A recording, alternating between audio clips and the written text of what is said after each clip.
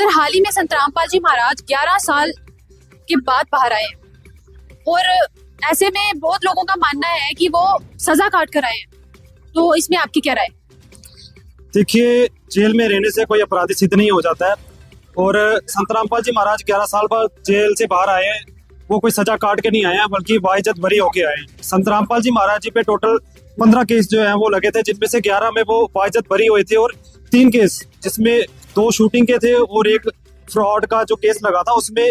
Proper evidence जो है वो पुलिस पेश नहीं कर पाई थी, जिसके कारण जो कोर्ट है उन्होंने संतरामपाल जी महाराज जी की जो सजा को सस्पेंड कर दिया था इनसफिशिएंट प्रूफ के कारण। और एक केस जो सेडिशन का जो देशद्रोह का केस है वो हाल ही में पिछले वर्ष ही जो है वो शुरू हुआ है, जिसमें भी बहुत जल्द उम्मीद है कि संतरामपाल जी महाराज इज्जत बरी होकर जो है वो छूट के बाहर आएंगे। और अगर रही बात जेल में रहने की, तो भारत को आजाद हुए 79 वर्ष हो चुके हैं और हमारे देश का कानून इतना अंधा है कि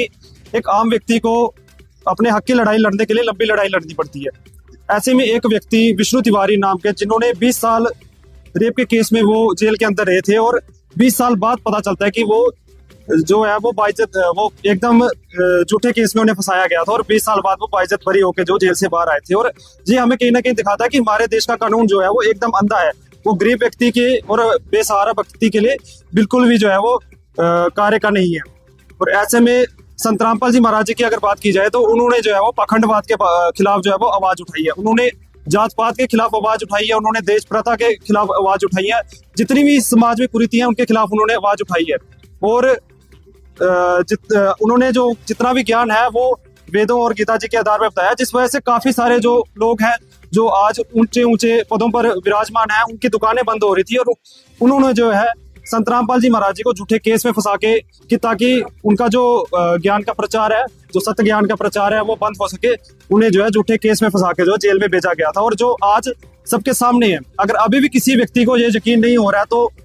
हम सरकार से जो आग्रह करते हैं कि आप इन पूरे करौंथा कांड और बरवाला कांड की जो है सीबीआई जांच करवाइए और अगर संतरामपाल जी महाराज वाकई में दोषी हैं तो उन्हें सजा दीजिए, नहीं तो जिन जो व्यक्ति कांड के पीछे हैं उन सबको सजा होनी चाहिए। और पूरे भारत में जो है